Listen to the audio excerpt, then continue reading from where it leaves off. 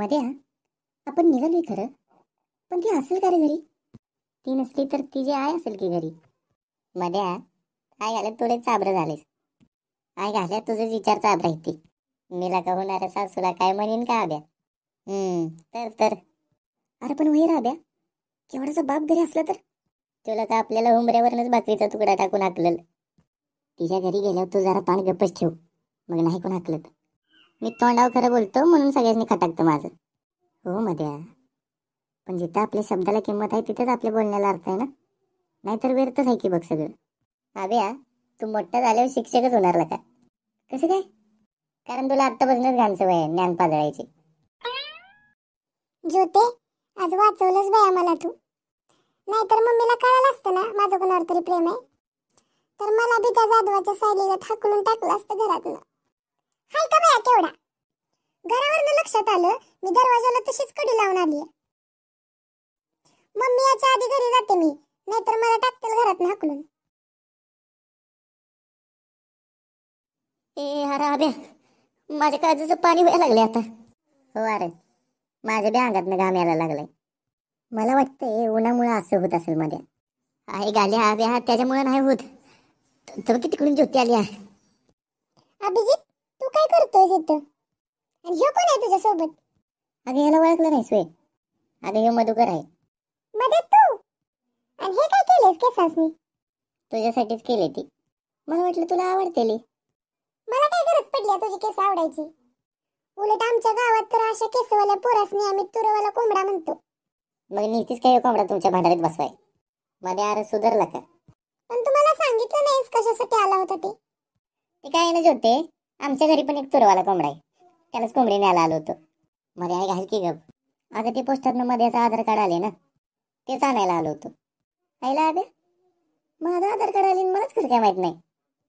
तुझ्या मेंदवालाच आधाराची गरज आहे मध्ये. बरं अभिजित, जाते मी, मला उशीर होतोय घरी जायला. चालतंय.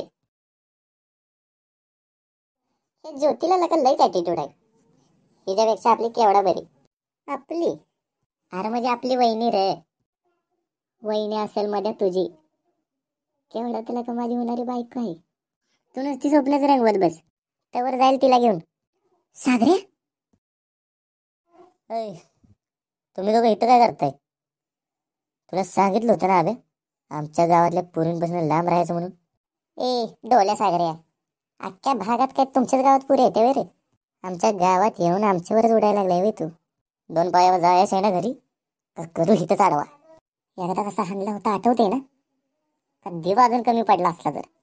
आमच्या गावात आहेस तो आता, त्यामुळे इज्जत इथंच राहायचं. जा नाही राहत तू. आजची कुठला बी झाटलींदार आमच्या ह्यात जाऊन गेलास. आता तुम्ही येलास.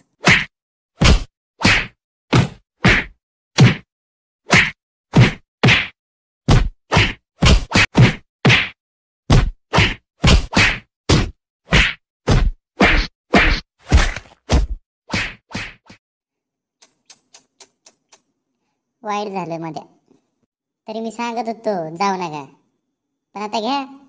चांगलंच हाणलेला का तू बसनी? अभ्याला का तू कसं काय मार खाल्ला नाहीस? अरे ह्या मध्येच्या अंगात लई किड आहे. गप तोंड बंद करून तिथनं निघून गेला असता त्याला काही इतकं सगळं झालंच नसतं.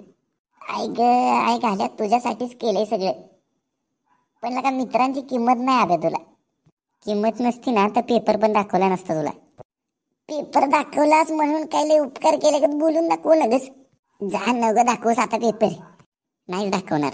यार थांबा, इथं दोघं भांडताय आणि तिथं नुसतं मारच खाणार आहे की. तुला काय वाटलं आम्ही नुसतं मार खाऊन आले वे?